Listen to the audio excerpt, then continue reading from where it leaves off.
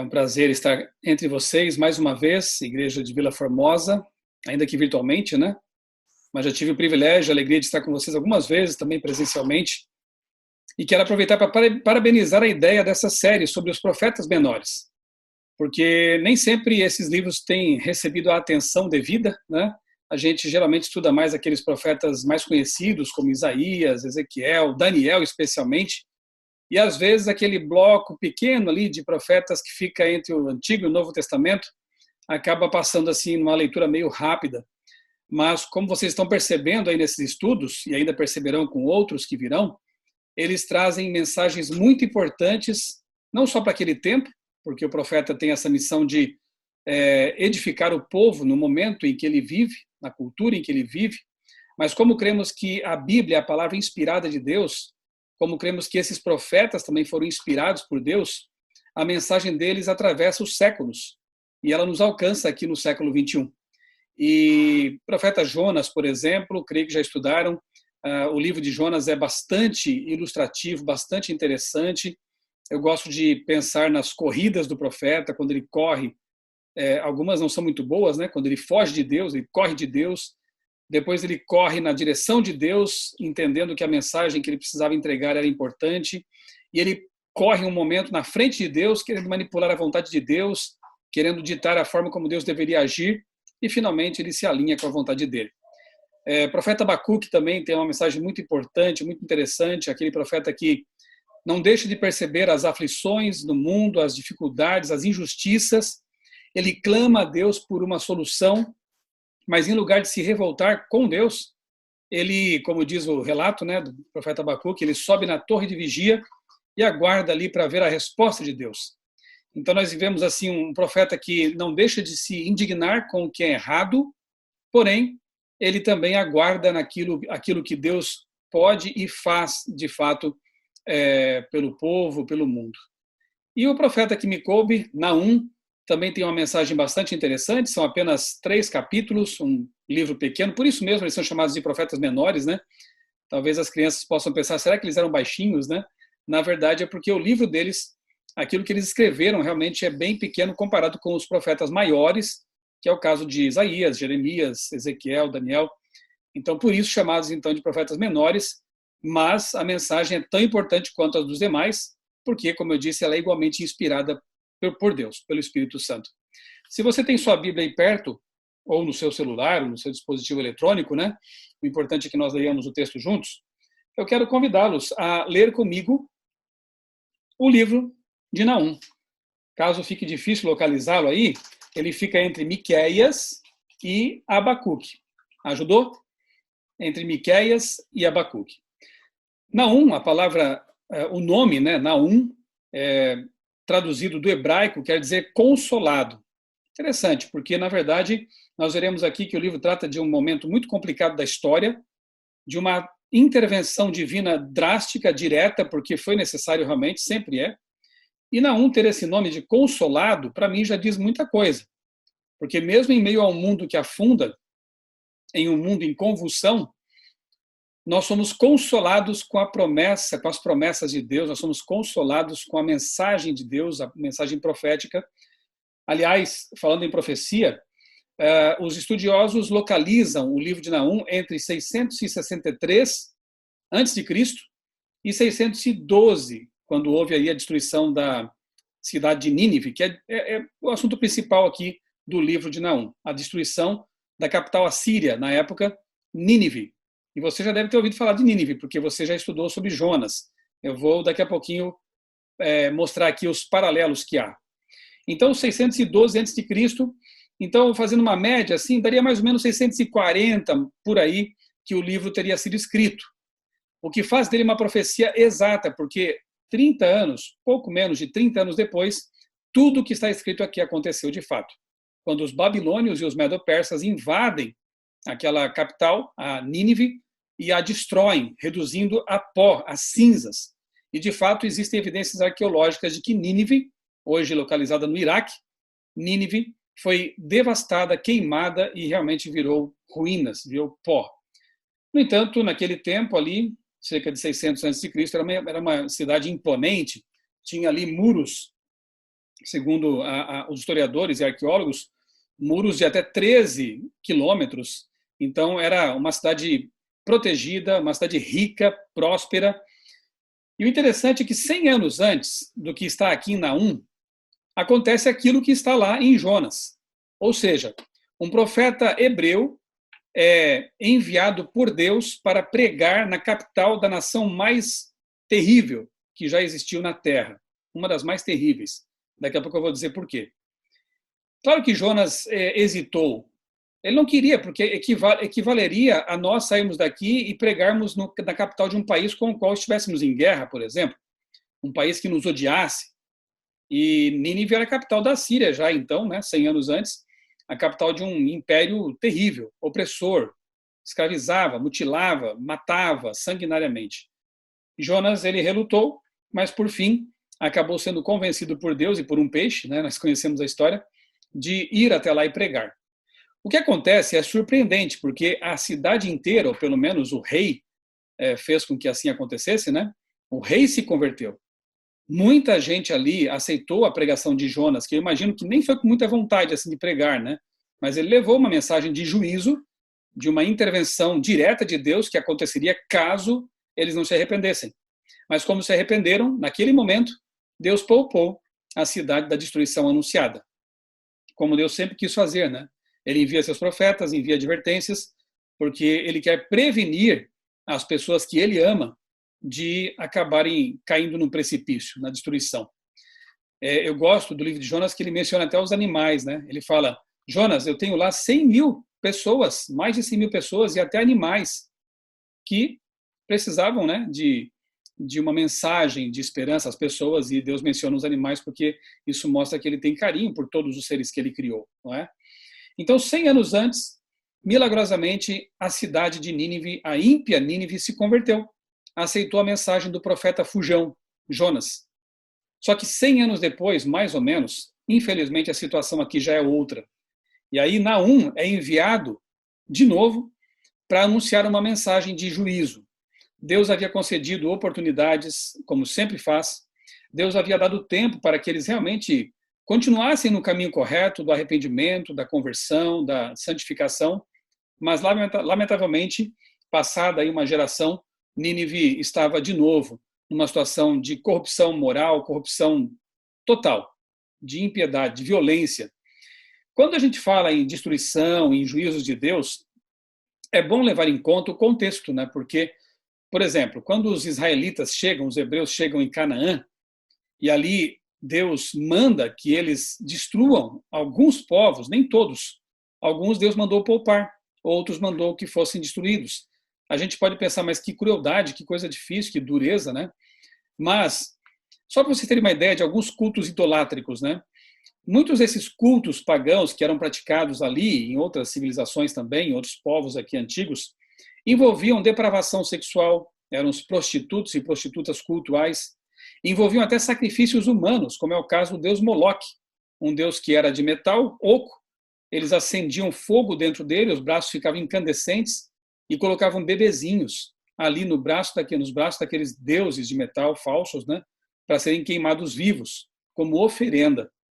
Eram povos violentos, povos depravados, e como se faz com o câncer, por exemplo, ele deve ser extirpado para que todo o corpo, todo o corpo não acabe sofrendo com isso, né? Alguns povos desses acabaram tendo que ser extirpados por Deus. Não nos esqueçamos também do que aconteceu em Sodoma e Gomorra, e mesmo com o dilúvio. Deus só intervém dessas formas quando não há mais remédio realmente, não há mais o que se fazer. Do contrário, toda a humanidade poderia ter se extinguido pela maldade. Como é dito lá em Gênesis, todo pensamento, toda atitude daquelas pessoas antes do dilúvio era para o mal, voltado para o mal. Então, realmente foi necessária uma intervenção. E aqui no livro de Naum, no livrinho de Naum, nós vemos um Deus que ama, mas também que não passa a mão na cabeça do pecador quando ele se agarra ao pecado e não quer saber de largar o pecado. Um Deus que quer perdoar, quer salvar, vimos isso em Nínive, 100 anos antes, mas um Deus também que não pode tolerar a maldade por muito tempo. Há um limite para o mal. Eu quero que você perceba que, na verdade, há paralelos muito claros com o nosso mundo hoje. Na verdade, como diz o apóstolo Paulo, tudo que foi escrito no passado foi escrito para o nosso ensino, para nosso exemplo. Então, é preciso ler o Antigo Testamento e também o Novo Testamento com essas lentes, de que aquilo ali está registrado, Deus o quis, para o nosso exemplo, para que nós possamos perceber também o perigo. Nós vemos graça e justiça em toda a Bíblia. Por exemplo, quando os hebreus vão destruir Jericó, havia lá uma prostituta que tinha, de alguma forma, ouvido falar do Deus de Israel, conhecia alguma coisa sobre esse Deus de Israel e pediu que o povo a aceitasse. E ela foi aceita entre o povo. Na verdade, Raabe foi colocada na posição de antecedente, ou ascendente, né, de Jesus. Ela foi colocada na linhagem do Messias. Olha que bonito, isso é uma ideia, isso mostra como, na verdade, Deus é inclusivo, levando em consideração aqueles que se arrependem e têm o desejo de fazer parte do povo de Deus. Raabe é um caso muito claro. Nínive é um caso muito claro. E no Novo Testamento vemos Jesus perdoando, salvando, mas também vemos Ananias e Safira, lá em Atos, querendo enganar a Deus e assim corromper a igreja, e eles acabam morrendo também por isso. E no fim, em Apocalipse, é triste isso, com certeza para Deus muito mais, mas vemos um momento em que Deus terá que destruir o mal, o pecado. E, lamentavelmente, aqueles que se agarrarem ao pecado, aqueles que conscientemente praticarem o mal e não aceitarem o plano de redenção que Deus oferece, acabarão sendo destruídos juntamente com o pecado. O pecado é um barco que afunda. E a nossa missão é gritar para os que estão dentro pular fora, aceitarem o plano de resgate, de salvação, o bote salva-vidas, Jesus, para que todos possam ter assim, a chance de fazer sua escolha. Com certeza os ninivitas conheciam a história de 100 anos antes. Não fazia tanto tempo assim, não é verdade? Com certeza eles lembravam, ou tinham registros, ou contavam de pai para filho aquilo que o profeta Jonas havia feito e como o rei havia se convertido, enfim, era tudo conhecido. Mesmo assim, infelizmente, eles não mudaram sua conduta. Eu quero convidá-los agora a ler comigo, então. Vamos começar aqui no verso 1. Vamos ler apenas alguns versos, obviamente, não vou ler aqui os 3 capítulos inteiros, né? Mas eu dividi o livro em 5 partes, que são as seguintes. Primeiro, Nínive volta ao pecado. Sabe aquela máxima que se diz por aí, uma vez salvo, salvo para sempre? Isso é falso. E a gente percebe isso ao longo de toda a Bíblia. Muitas pessoas que andaram com Deus, que fizeram a vontade de Deus, Saul, por exemplo, Sansão, por exemplo, e outros mais, que andavam com Deus, mas em algum momento eles abandonaram e alguns nunca mais voltaram. Saul é um caso. Então, já aprendemos aqui logo de cara com essa história, juntando-a com a de Jonas, que uma vez salvos, não quer dizer que estejamos salvos para sempre. Temos que manter essa experiência. Temos que alimentar nossa relação com Deus, essa relação salvífica, né, por meio da comunhão, lendo sempre a Bíblia, orando sempre, andando onde Deus quer que andemos, testemunhando, e assim estaremos numa relação de salvação com o nosso Deus.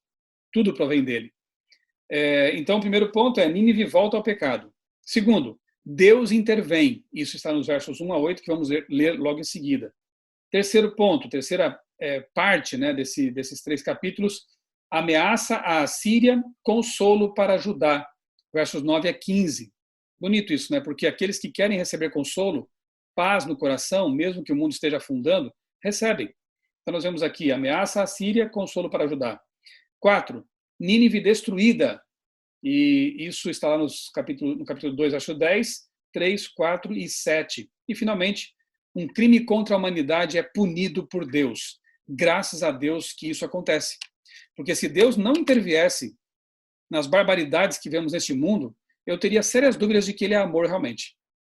Porque o amor se move em defesa daqueles que choram. O amor se move para defender aqueles que são menos favorecidos, os que sofrem.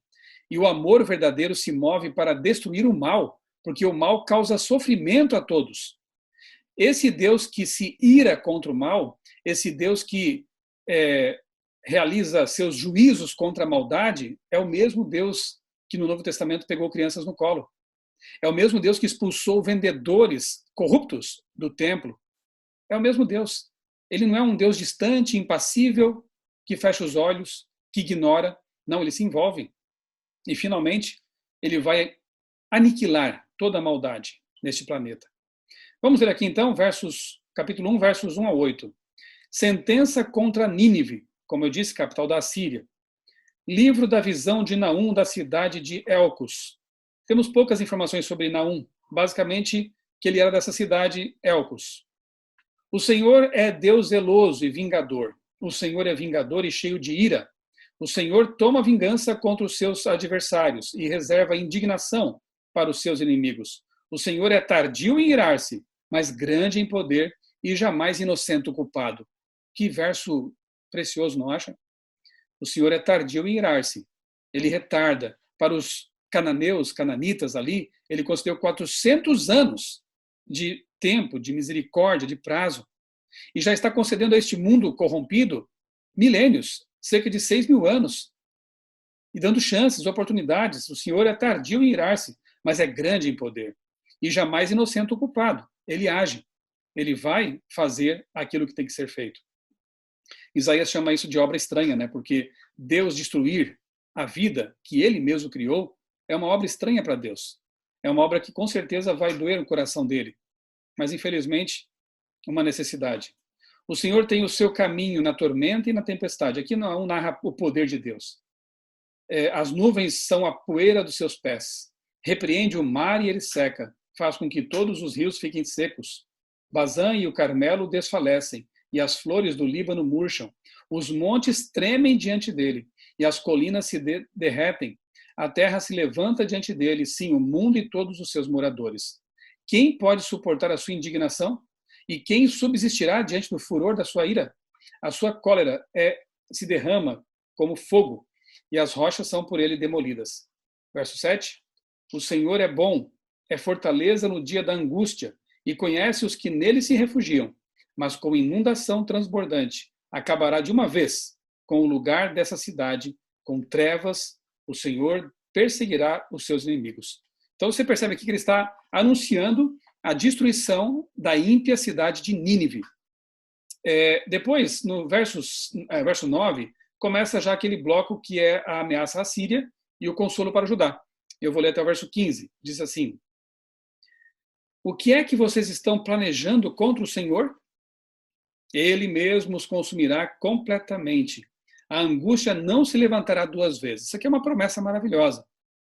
Porque o texto diz que o mal, a angústia, o que é ruim, não se levantará pela segunda vez. Na verdade, nós vemos aqui mais alguns vislumbres do que a Bíblia traz, e nós chamamos de aniquilacionismo, ou seja, não haverá mais maldade no universo. O mal será aniquilado. Pecado e pecadores não mais existirão. E aqui diz que realmente, né, eles serão consumidos completamente. Não há um inferno onde as pessoas estejam queimando e queimarão por toda a eternidade. Isso é uma ideia pagã, antibíblica e satânica, porque ela até atenta contra o caráter de Deus. A Bíblia fala de que as pessoas que não querem vida não terão vida. Deus é a fonte da vida. E não mais existirão. Não haverá mais sofrimento, não haverá mais angústia, nem por parte delas e muito menos por parte daqueles que que foram salvos e viverão para sempre. Porque, do contrário, seria muito horrível viver na nova terra, sabendo que em algum local abaixo da terra estariam ali pessoas que talvez já tenham convivido conosco, que não se salvaram e se perderam e escolheram o caminho da perdição, queimando para sempre. Essa ideia de um inferno eterno tirou muitas pessoas do caminho da verdade. Afastou muitas pessoas de Deus durante muitos anos. Deus é justo e vai punir de forma justa. Bem, o verso 10 diz: porque ainda que eles se entrelacem como os espinhos e se saturem de vinho como bêbados, serão inteiramente consumidos como a palha seca. De você, Nínive, saiu o que planeja o mal contra o Senhor, alguém que aconselha a maldade. Assim diz o Senhor: por mais seguros que estejam e por mais numerosos que eles sejam, ainda assim serão exterminados e passarão. Passarão. Acabou. Nínive agora realmente é um monte de pó. Não existe mais. E de fato a profecia se cumpriu. Meu povo, embora eu tenha afligido, não afligirei mais. Promessas para aqueles que são fiéis. Vejam. Meu povo, embora eu tenha afligido, não afligirei mais. Quebrarei o jugo deles que pesa sobre você e romperei os laços que os prendem. Liberdade, salvação. Porém, contra você, Assíria, o Senhor deu ordem, para que não haja posteridade que leve o seu nome. Do templo dos seus deuses exterminarei as imagens de escultura e de fundição. Farei a sua sepultura, porque você é desprezível. Eis sobre os montes os pés dos que anunciam boas novas, dos que anunciam a paz. Celebre as suas festas, ó Judá. Cumpra os seus votos, porque o ímpio não mais passará por você. Ele foi inteiramente exterminado. Bonito esse texto, né? Eis sobre os montes os pés dos que anunciam boas novas, do que anuncia a paz. Então, realmente é uma obra importante pregar a respeito da salvação em Cristo, de que ele vai voltar, de que mais uma vez os juízos de Deus cairão sobre o mundo, mas há um escape, há um plano de salvação para as pessoas. Bem, o quarto ponto, então, é Nínive é destruída. A promessa feita cerca de 30 anos antes pelo profeta acabou se cumprindo. E no verso 1 do capítulo 2 já lemos assim: o destruidor avança contra você, Nínive. Quem destruiu Nínive? Quem foi esse destruidor? Deus usou, como é frequente na história antiga, né? Os medos e os babilônios. Nabopolassar foi o rei babilônio, e juntamente com os medos, eles invadem então a Síria e a destroem. E a destruição foi tão terrível porque, na verdade, os povos odiavam os assírios, porque eles eram realmente um povo terrível. Eu já vou daqui a pouquinho descrever algumas dessas crueldades para vocês. No verso 10, lemos assim: vazio, desolação, ruína, o coração se derrete, os joelhos tremem, acabam-se as forças e o rosto de todos empalidece. É triste, mas esse verso aqui, ele mostra de alguma forma aquilo que vai acontecer também por ocasião da volta de Jesus. E antes do fim definitivo, né? Vazio, desolação, ruína. O coração se derrete, alguns vão pedir que as montanhas caiam sobre eles, as rochas, de vergonha, porque sabiam de tudo. Ouviram a última proclamação de advertência ao mundo, mas ignoraram, zombaram, desprezaram o plano de salvação. E aí o coração se derrete, joelhos tremem, acabam-se as forças e o rosto de todos empalidece. Claro que isso aqui aconteceu na invasão da Síria, de Nínive, né? Mas eu consigo imaginar também no futuro esse tipo de sentimento. Que não seja o nosso. Isaías diz que outros estarão dizendo assim, por ocasião da volta de Jesus: esse é o Senhor nosso Deus, em quem aguardávamos, na sua salvação exultaremos e nos alegraremos. Que sentimento vamos ter? Depende daquela relação que temos com Deus hoje. Alegria ou medo? Remorso por não ter aproveitado as oportunidades? O verso 11 pergunta: onde está agora o covil dos leões e o lugar onde os seus leõezinhos se alimentavam? Interessante, porque de fato a Síria é conhecida pelas esculturas de leões. Lá no Museu Britânico em Londres, há algumas peças que foram levadas pelos ingleses para a Inglaterra, levadas lá da Síria, né?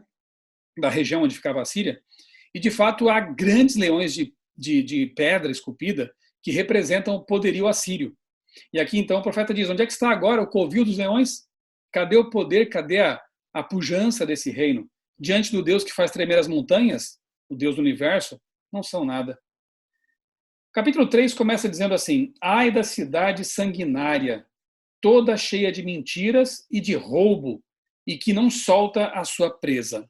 Bem, esse verso realmente ele fala da crueldade desse império. Eu vou lhes dar apenas 2 exemplos, ok?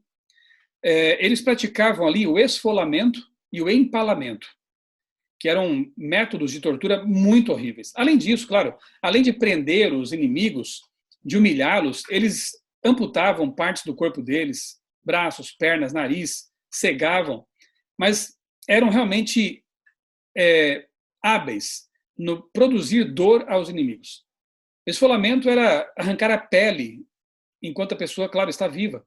Eles então faziam um corte lá no pé, ou então próximo ali das nádegas mesmo, cortavam um pedaço e iam arrancando a pele enquanto a pessoa estava viva.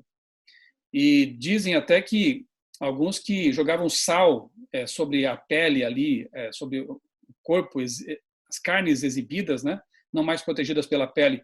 E o pior é que uma pessoa sendo torturada desse jeito podia durar vários dias ali amarrada com sua pele arrancada. Então realmente era algo medonho, né? E o empalamento eles praticavam contra crianças, contra mulheres, contra homens, enfim. Era o ato de colocar uma pessoa assentada sobre uma lança afiada essa lança entrava pelo ânus ou pela vagina e ia atravessando o corpo da pessoa, saindo lá no ombro, na boca mesmo, na garganta. E também era um tipo de tortura que podia levar alguns dias. A pessoa ficava agonizando ali. É difícil até imaginar um tipo de coisa como essa, na verdade. E aí, quando você vê que Deus disse basta para esse tipo de situação e outras mais, corrupção e prostituição, como vai dizer aqui o verso que eu vou ler daqui a pouquinho, a gente entende que realmente para Deus era intolerável esse tipo de postura. E chegou o momento que realmente isso foi destruído, arrasado completamente. No verso 4, lemos assim: tudo isso por causa da grande prostituição da bela e encantadora prostituta, da mestra de feitiçarias, que seduzia as nações com a sua prostituição e os povos com as suas feitiçarias. Então aqui nós vemos mencionadas duas coisas também horríveis, né? A prostituição frequentemente é símbolo de apostasia espiritual também. E ela é usada justamente porque é uma coisa horrível, ou seja, depravação sexual e feitiçarias. Eu tenho aqui uma Bíblia que eu gosto muito de estudar, que é a Bíblia arqueológica. E aqui na introdução do livro de Naum está escrito o seguinte: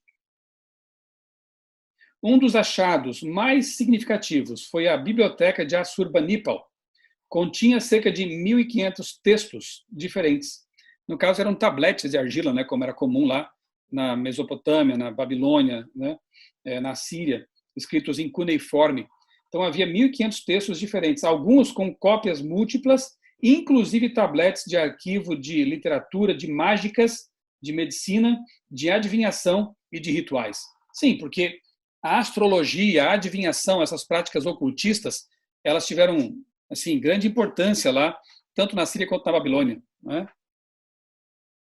Então, Naum menciona aqui na Bíblia realmente a feitiçaria e a prostituição. Isso me faz pensar em Apocalipse capítulo 21, verso 8. Eu vou marca aí Naum para você não perder, e eu vou lá a Apocalipse 21, 8, um texto em que João, o apóstolo João, no fim da história deste mundo, ele diz que algumas pessoas ficarão fora da santa cidade. E entre essas estão aqui, tem uma listinha aqui, ó. Quanto, porém, aos covardes, não é que a pessoa que tem medo somente, né? É aquela que realmente teve covardia em declarar sua fé em Cristo e abraçou, como o Apocalipse mostra, o culto à besta, atrás de quem está Satanás, né?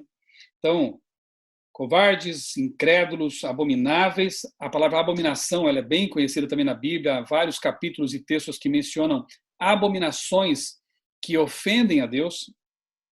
Aos assassinos, aos imorais, aos feiticeiros, idólatras, e a todos os mentirosos. Olha aí, a mentira também está na lista aqui, viu? Cuidado. A parte que lhes cabe será o lago que está queimando com fogo e enxofre, a saber, a segunda morte. Olha aí, destruição, né? A segunda morte. Então, a lista aqui de Apocalipse, ela faz pensar aqui no que Naum escreveu também, né? Coisas que Deus considera abomináveis porque afastam dele, porque levam as pessoas para longe dele e as colocam em contato com aquele que opera tudo isso, aquele que realmente é o mestre dessas coisas, Satanás. E Deus não quer que as pessoas se afastem dele para dar as mãos a Satanás. Depois no verso 7, na 1:3:7, diz assim: todos os que virem fugirão de você e dirão: Nínive está destruída. Quem terá compaixão dela? De onde buscarei quem a console? Aqui sim, então, se cumpre a profecia. 612 a.C., a cidade de Nínive é devastada pelas tropas lideradas por Nabopolassar, Babilônia e a Medo-Pérsia, e os medos. Depois, no verso 15, no entanto, você será consumida pelo fogo, e achados arqueológicos realmente confirmam que Nínive foi incendiada, devastada pelo fogo. E o livro termina, vamos ali para o finalzinho do capítulo 3, o livro termina com as seguintes palavras, verso 19, o finzinho dele: pois quem não foi vítima da sua crueldade sem fim? Quem não foi vítima da sua crueldade sem fim? Então, quando a gente lê um texto como esse, a gente pode pensar em crimes contra a humanidade, barbaridades, violência, profanação, abominações, feitiçaria. Nós entendemos realmente a ira justa de Deus. contra essa cidade que teve todas as oportunidades, todas as chances de se arrepender, voltar atrás e não o fez, lamentavelmente. E isso também nos remete a Apocalipse 14. Eu quero ler com vocês também. Vocês conhecem esse texto, né? As 3 mensagens angélicas. Apocalipse 14, 6 a 10. Eu quero ler com vocês agora. Vamos lá, Apocalipse 14. A história se repete, não é verdade? 14, 6 a 10. Diz assim: Vi outro anjo voando pelo meio do céu, tendo um evangelho eterno para pregar aos que habitam na terra e a cada nação, tribo, língua e povo, dizendo em grande voz. Agora não é mais só para Nínive, é para o mundo inteiro. Temam a Deus e deem glória a Ele, pois é chegada a hora do seu juízo. E adorem aquele que fez o céu, a terra, o mar e as fontes das águas. Mais uma vez, o chamado para adorar o Deus Todo-Poderoso, o Deus que faz tremer os montes, o Deus para quem as nuvens são o pó de seus pés, o Deus que criou o céu, a terra, o mar e as fontes das águas. Esse é o Deus que tem que ser adorado, não os ídolos vãos, fúteis. Seguiu-se outro anjo, segundo, dizendo: caiu a grande Babilônia. Não é mais a Síria agora. É aquele sistema de engano e erro, de feitiçaria, de paganismo, que contaminou o mundo, que enganou as nações. Aqui simbolizado por Babilônia, assim como Babilônia também caiu, depois que ela destrói a Síria, ela mesma vai ser destruída pelos medo-persas, quando Deus também permite que isso aconteça. Então aqui é usada como um símbolo do engano. Caiu a grande Babilônia, que fez com que todas as nações bebessem do vinho do furor da sua prostituição. Seguiu-se a estes outro anjo, o terceiro, dizendo com grande voz: se alguém adora a besta e a sua imagem, e recebe a sua marca na testa ou na mão, também esse beberá do vinho do furor de Deus, preparado sem mistura, no cálice da sua ira, e será atormentado com fogo e enxofre. Deus vai intervir novamente, como já fez no passado. E aí nos versos 14 e a 20, nós lemos o seguinte: olhei e eis uma nuvem branca, e sentado sobre a nuvem um semelhante ao filho do homem, tendo na cabeça uma coroa de ouro e na mão uma foice afiada. Outro anjo saiu do santuário, gritando com voz forte para aquele que estava sentado sobre a nuvem: pegue a sua foice e comece a ceifar, a colher, pois chegou a hora da colheita, visto que os campos da terra já estão amadurecidos. E aquele que estava sentado sobre a nuvem passou a sua foice sobre a terra e fez a colheita. Então outro anjo saiu do santuário que se encontra no céu, tendo também ele uma foice afiada. Ainda outro anjo saiu do altar, o anjo que tem autoridade sobre o fogo, e clamou com voz forte ao que tinha a foice afiada, dizendo: pegue a sua foice afiada e ajunte os cachos da videira da terra, porque as suas uvas estão maduras.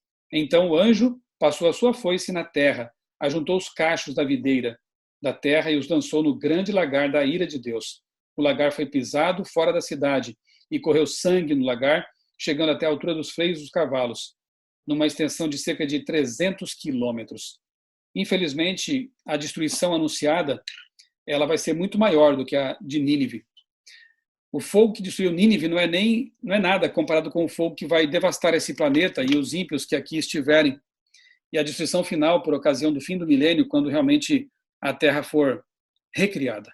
Essa é a promessa para os salvos. Assim como Deus prometeu livramento e libertação para aqueles fiéis no tempo de Nínive também, ele promete para o povo dele, aquele que guarda os mandamentos de Deus e tem a fé em Jesus, que vai guardá-los, protegê-los da destruição final. Mas assim como foi com Nínive, vai ser também com este mundo. Nós não podemos ficar pregando apenas mensagens açucaradas neste momento em que o juízo de Deus está se processando. Nós temos que advertir as pessoas. Se Naum pensasse como alguns pregadores açucarados de hoje, talvez ele tivesse omitido sua mensagem. Eu não vou falar sobre isso. É uma mensagem muito dura. É muito forte essas palavras que Deus quer que eu fale aqui para este povo. Mas Naum, como um bom profeta de Deus, não se calou. Ele anunciou que havia proteção para quem quisesse, mas destruição para quem rejeitasse a salvação. Deus é longânimo, Deus é misericordioso por muito tempo, mas chega um momento que ele tem que realmente executar a sua obra de juízo, de punição. Eu li essa semana um pensamento de Bruno Euclides, eu achei interessante, diz assim: viver para Jesus é aquela coisa linda que as pessoas desejam até descobrir que para isso precisam negar a si mesmas, nessa hora, a maioria desiste. É verdade. Enquanto é pregado um evangelho, como eu disse, açucarado, que só envolve graça barata e não responsabilidade, não negação e não obediência e fidelidade, muita gente gosta disso, muita gente segue esse tipo de mensagem. Mas quando começamos a pregar a respeito de um juízo vindouro, quando começamos a fazer como os profetas fizeram, não negligenciamos a pregação dessa mensagem de advertência, muitas pessoas acabam, infelizmente, entendendo que isso não é evangelho e abandonam o caminho de Deus. Mas isso é o evangelho. Apocalipse 14, 6, lembra? E vi outro anjo voando pelo meio do céu, tendo um evangelho eterno para pregar. As boas novas também são de que Deus não passa a mão na cabeça do pecado. As boas novas também são de que Deus vai intervir. Toda vez que nós contemplamos, que nós sabemos de notícias bárbaras como o estupro de crianças, por exemplo, de refugiados morrendo afogados porque estão sendo bombardeados em seu próprio país, toda vez que vemos pessoas bilionárias enquanto outras estão morrendo de fome catando lixo, toda vez que nós vemos essas situações bárbaras, injustas, nós devemos realmente querer que Deus intervenha logo, que a ira santa de Deus se manifeste, trazendo salvação para os que querem e destruição para os que não querem a vida. A mensagem de Naum se repete em nossos dias. A mensagem dos profetas é a mesma. Acordemos, levantemo-nos, sigamos fielmente o nosso Deus e preguemos como eles fizeram, para que possamos advertir as pessoas sinceras, como Raabe, como outras mais, como a primeira geração ali antes de Naum, a geração de 100 anos antes em Nínive, para que muitas pessoas possam ter a oportunidade que nós tivemos de conhecer a graça de Deus e a verdade de que Ele vai intervir neste mundo, vai destruir este mundo de pecado e depois recriar o paraíso perdido. Não haverá mais lágrimas, não haverá mais morte, não haverá mais injustiças, porque então será o reino eterno de Deus aqui na terra. Que a mensagem de Naum e dos demais profetas fique gravada em nossa mente e nosso coração e nos sirva de exemplo enquanto caminhamos neste mundo babilônico de pecado, de feitiçarias, de coisas terríveis que acontecem também à vista dos homens e escondidas em oculto, enquanto aguardamos a manifestação de Deus para trazer finalmente a justiça. Esse é o meu desejo para nós e eu convido você agora a fechar os olhos para orarmos juntos. Bondoso Deus, eterno Pai, muito obrigado, Senhor, pelas advertências que encontramos em Tua palavra. Muito obrigado porque Tu deixaste a Tua palavra como lâmpada para os nossos pés e luz para o nosso caminho. Obrigado porque os exemplos do passado, tanto os bons quanto os maus, servem de advertência para nós que estamos vivendo hoje, também, num mundo cheio de pecado, cheio de feitiçaria, cheio de violência, cheio de idolatria, cheio de abominações. Pessoas que têm usado até a Tua palavra de forma distorcida para pregar mensagens erradas, mensagens que levam para a perdição. Bom Deus, obrigado porque a Bíblia é o nosso guia, a nossa bússola. Nós possamos valorizá-la, possamos estudá-la fielmente, para que tenhamos a certeza de estar caminhando pelo caminho estreito. É mais complicado, é mais difícil, mas é o caminho que leva à vida eterna. Abençoa, Pai, a igreja de Vila Formosa, abençoa as outras igrejas também que estiveram nos acompanhando aqui nesta live, para que possamos ser fiéis a Ti e cumprir a missão que nos confiaste. São pedidos que eu te faço, Senhor, confiando nos méritos de Cristo e no desejo dele de nos tornar servos, pregadores, cujos pés caminham sobre os montes anunciando as boas novas. Em nome dele que eu te peço tudo isso, agradecido. Amém.